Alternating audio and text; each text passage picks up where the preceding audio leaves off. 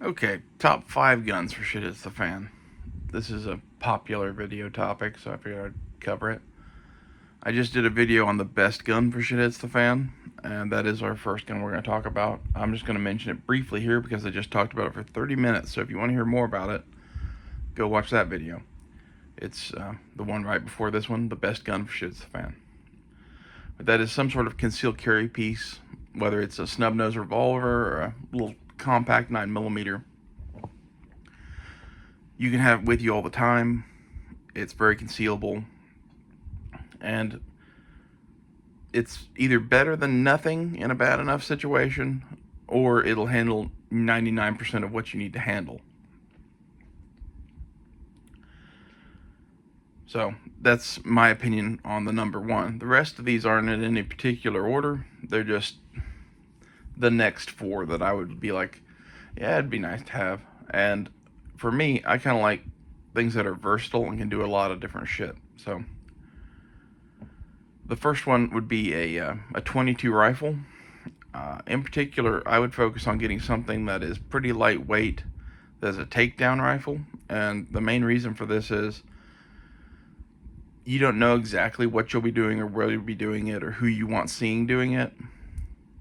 And the difference in effectiveness between a regular 22 rifle and a takedown 22 rifle is pretty much nothing, especially if you get something like a Ruger takedown 1022 or something. But the one I'd recommend would actually be the Savage 64 takedown. I have one of those and I quite like it.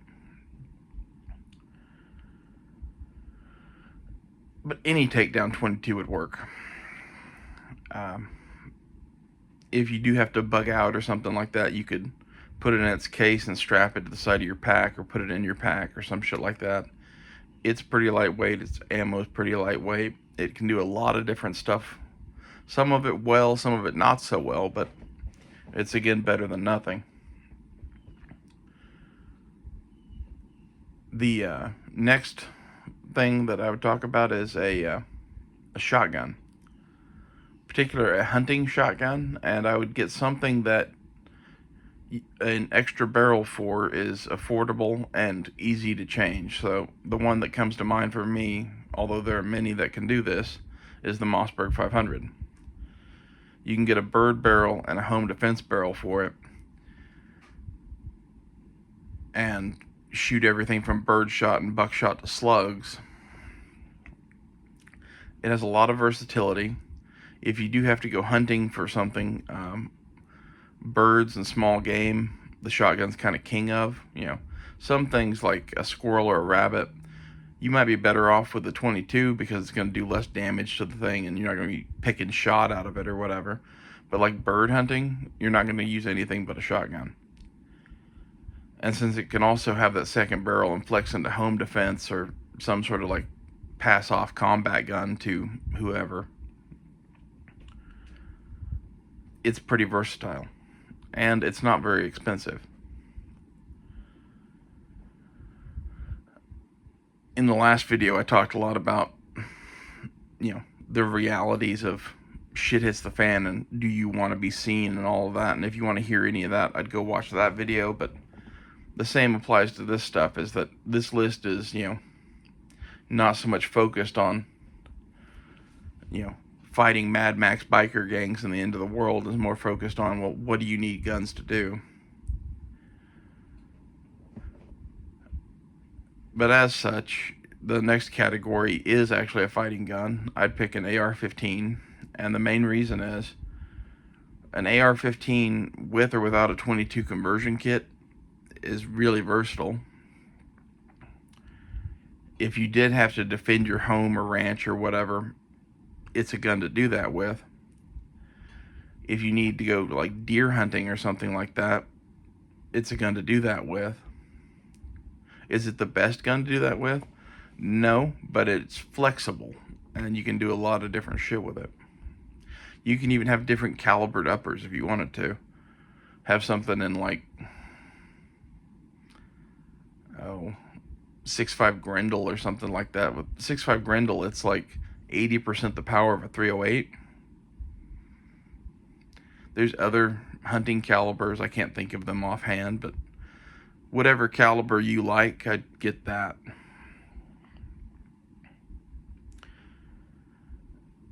And as a defensive tool, you're not going to get anything better than an AR-15 in my estimation.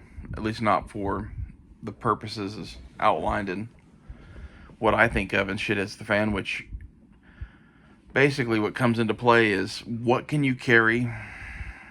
How effective is it? A 308 battle rifle would be great, but you're probably not going to carry enough ammo for that to matter.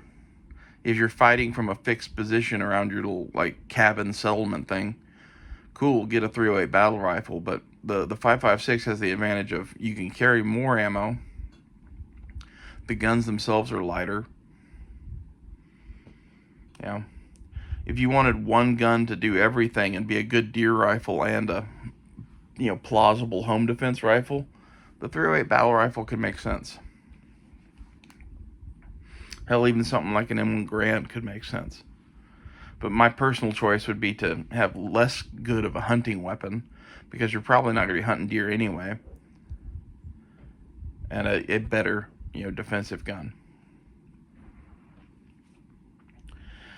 And last on the list would be a full-size handgun.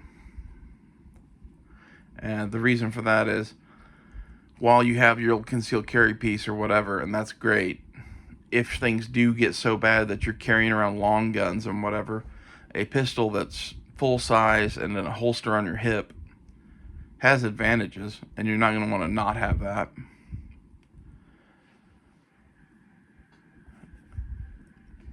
So these are the categories that I would look to get something in. And if I was going to add, a couple more onto this for like a top 7, maybe a bolt action hunting rifle and a semi-automatic 308. But those are last on the list for me, and even off the list for me, because they're expensive. The ammo's expensive. They're heavy.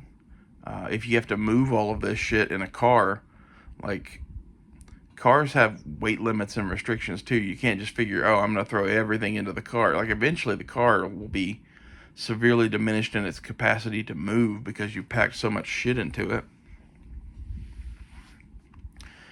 And think about all of the shit you're going to have to bring with you if you're going out to the country or something like that, bugging out to your cousin's house. That was my example in the last video. You're going to have to bring all your water and food and that sort of shit. All that's heavy. You're going to have to bring all your ammo, and that's heavy. And this is where, 5,000 rounds of 5.56 is a lot lighter than 5,000 rounds of 308.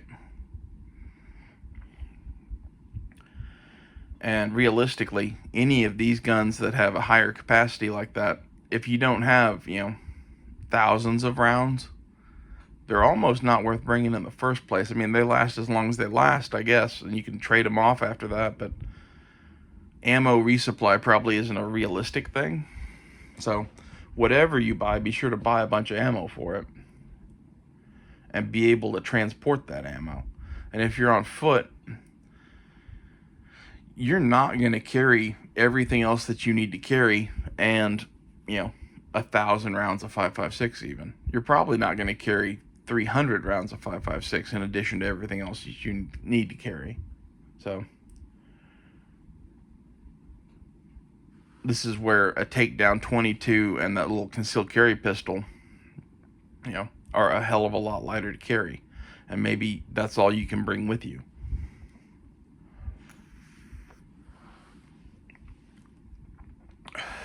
It's all really situationally dependent, but I would definitely buy an AR-15 just in case you needed it. That's cheap insurance. And I would have associated gear with it too. And in order to make it, something worth having, you're talking a few thousand rounds of ammo, probably at least 10 or 20 mags. Magazines wear out, magazines break, yada yada yada. Some sort of way to hold magazines on your body that makes sense to you, whatever that is. Whether it's a old load-bearing vest or web gear with ammo pouches or a bandolier. Have a plan. I kind of went off on the last video on people that buy a whole bunch of expensive military-looking equipment, planning on being a civilian Green Beret in the end of the world. I'm not saying don't have the shit that you need to make your weapons work. I'm just saying, as low of a priority thing as this is, it's not worth spending a bunch of money on. Like, you need the gun, and you need the ammo, and you need the mags, and you need some way to carry them. Anything above and beyond that is superfluous, and spending money on cool guy gear just to be a cool guy. You're better off putting that money towards food storage or survival supplies or water. A better vehicle to actually bug out in. You know, some sort of solar power array. Like, there's a bunch of shit that you could buy that's better money spent than, you know, $20,000 worth of kit that looks like you're going to go invade Iraq. And this is where, you know, if you are in Texas or Oklahoma or someplace like that, the propensity of someone to have an AR-15 slung on their back with a, you know, bandolier of mags in the end of the world is probably higher than it is in New York or California, right?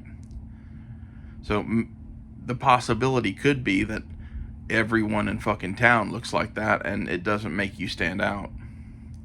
I don't know how likely that is or not likely that is, but it's at least within the realm of consideration to the point that I would have it.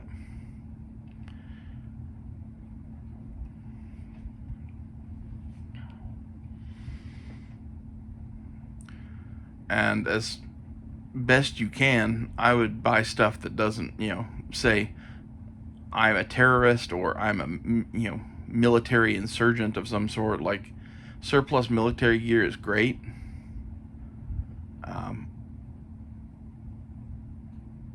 And there's certain things I would buy, like a bandolier or something like that.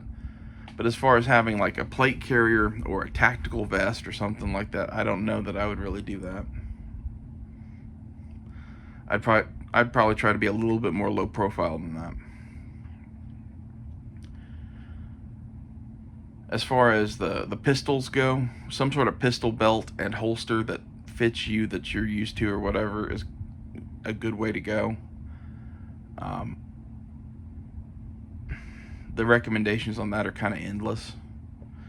Shotgun ammo carrying is, there's really only so many ways to do that. The best way, I think, is a shell belt. You can get an Allen shell belt for like $10, maybe even less. The 22, I would just put shit in my pockets. So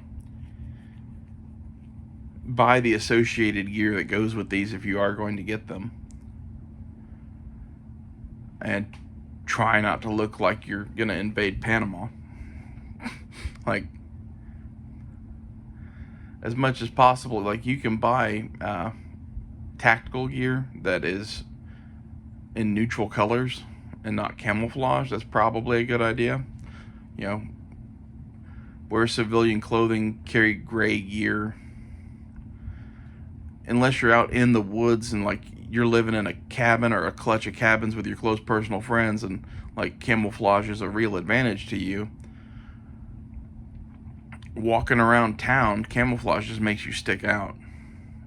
Civilian clothing and gear of a neutral color, like gray, for example, makes you blend in better in those environments than camouflage does by far. Unless everyone there's wearing camis, which on the scale of likely is not very likely.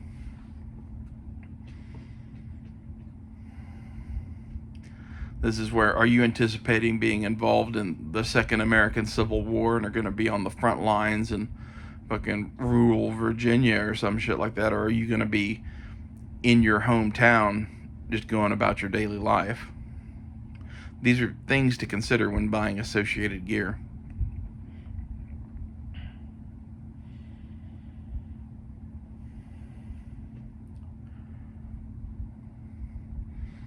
And again, keep in mind, what can you really carry? What can your car really carry? And I wouldn't buy more than that.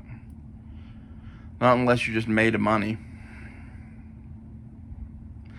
If you're made of money and just want to have an arsenal of shit, man, there's all sorts of options, right? That's a whole different video. You know, I have 30,000 AR-15s and 20 million rounds of ammo and a bunch of different camouflage clothing in various sizes, and build your own fucking shit hits the fan army. Why not? Nothing bad could happen from doing that. Oh yeah, that's right. Everything bad could happen from doing that. Just to run you through some of the things that run through my head are, you attract the attention of government forces because you're now some sort of fucking insurgent force or some shit. And or you have interpersonal problems amongst the people that you've brought in off the streets and armed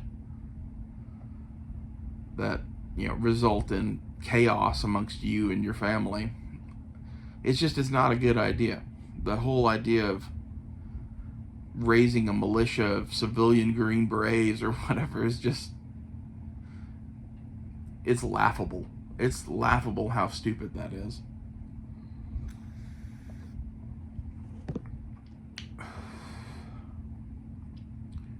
Most people are going to try to like find some new normal, and maybe that new normal will be everyone in town having a slung AR-15 because you never know what's going to happen. But more likely than not, that new normal is going to be, you know, farmers markets and little concealed carry guns. Like, I think people's estimation of what happens when the world ends or whatever, or shit hits the fan, is a little cartoonish. The movies make it look a certain way, and like, in reality, there's going to be some town hall meeting where, you know, a committee of people is probably picked to make plans, and those plans are going to involve making a trading post and having a farmer's market and maybe having some sort of force to protect crops and that sort of stuff. But that's going to be like whatever's left of your local law enforcement. Maybe you get recruited into some sort of that sort of shit. And maybe having gear for that is a good idea if you want to do that. But I'm also going to say that those people may not live very long. Like, how many gunfights can you get into in a year before you die? Something to think about. I wouldn't be too quick to volunteer to be in the fucking militia. And, like, my gun choices are kind of with that in mind. You know, have options. It's a good idea. But don't be quick to use them, and don't be quick to volunteer for shit.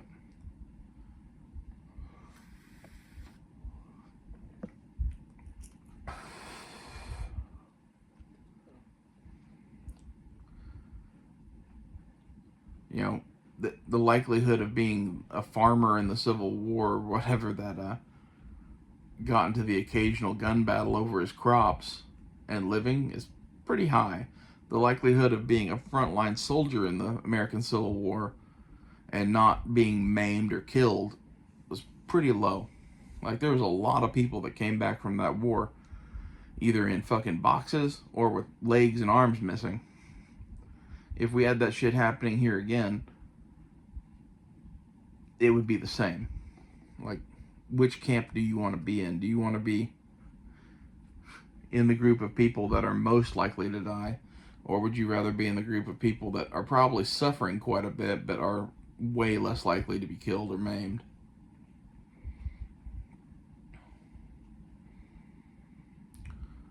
Well, our cause is just, and we gotta fight for it, and whatever. Like, this is what people say to convince stupid young men to do stupid things, in my mind.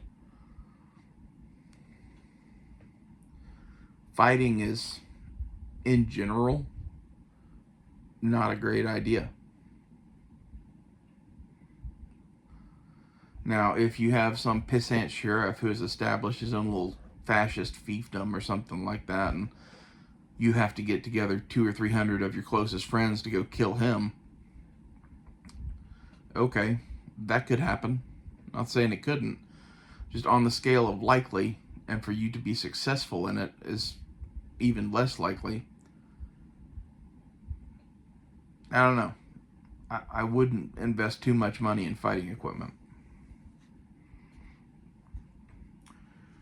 Well, I need night vision. Why do you need night vision? Have you ever even used it before?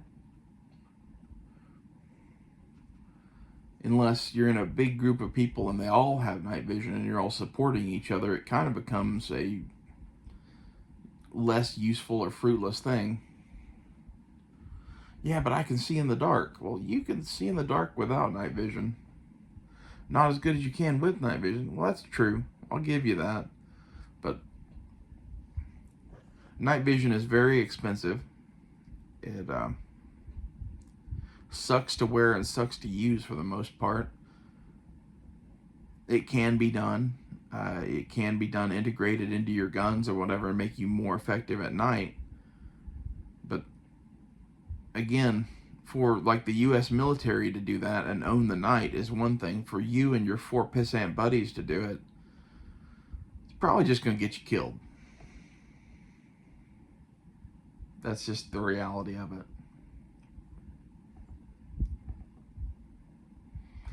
If you are going to be some Mad Max Raider or something like that, leading a band of people, well, then buy all that shit. Like, you're going to need it. Or if you're going to be defending a compound somewhere, like I said, a cabin in the woods or something like that, that's when, a couple of night vision devices wouldn't be a bad idea. Simply for the fact that you can see threats coming in the dark.